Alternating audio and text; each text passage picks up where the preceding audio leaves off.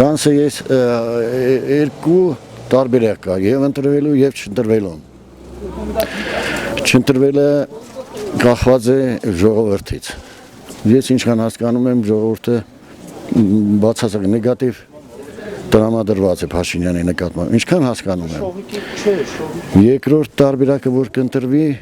դել 50-50 եմ ասում ես, որովհետեւ կան պետական լծակներ, կան խարդախություններ, որ պետական լծակներով միշտ կարող են անել, ինչը մենք տեսել ենք արդեն։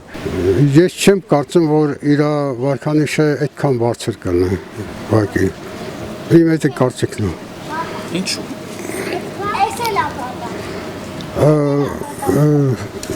Տարբերությունը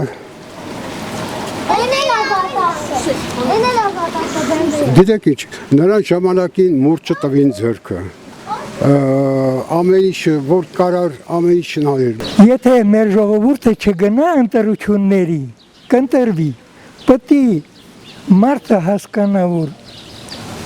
վտանգի տակ ենք, Փաշինյանը մնաց, երկիր չենք ունենա, երկիր չունենանք, ուրեմն կդառնանք բոմժ բոլորս, դուրս կգանք, կթողնենք երկիրը ու կգնանք։ Ծիծաղալով, չգիտեմ, ուղեղն անջատած, դուրս ա գալիս ժողովրդի մեջ, ինչ ես ուզում դրանով ասես, ինչ ես ուզում դրանով ասես, բառաբան ես նվագում, եսի մինչեր ես անում, մարդու ծիծաղ ա գալիս, ես զարմացած եմ, չգիտեմ, այո, ես վիրավորված եմ որպես հայկին, Հայաստանի քաղաքացի, որ մենք ունենք նման վարչապետ։ Նա վարչապետի տեսք անգամ չունի։ Ես ճիշտ եմ ասում, նա ղեկավարի տեսք անգամ չունի, առաջի հերթին մարդու երբ որ նայում են ինչն ա գայթակղում, արտաքին տեսք է, չէ՞։ Նա էդ էլ չունի, նա ամեն ինչից զրկված է։ Արդար ընտրություններն էլ կարելի է ինդիմադիրին ասած։ Թող ով որ վնդի, թող ժողովրդի բարելավի, պատերազմը չլինի։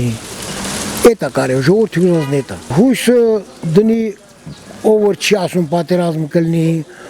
ով որ ասում SS կլինի, նրա վրա դնի։ Իսկ մեր Նիկոլը, մեր Փաշինյանը ասում եթե ես չընտրվեմ, անպայման պատերազմ կլինի։ Իսկ դու որից ես իմանում, որ պատերազմ կլինի։ Ուրեմն քեզ ասել են, չէ՞։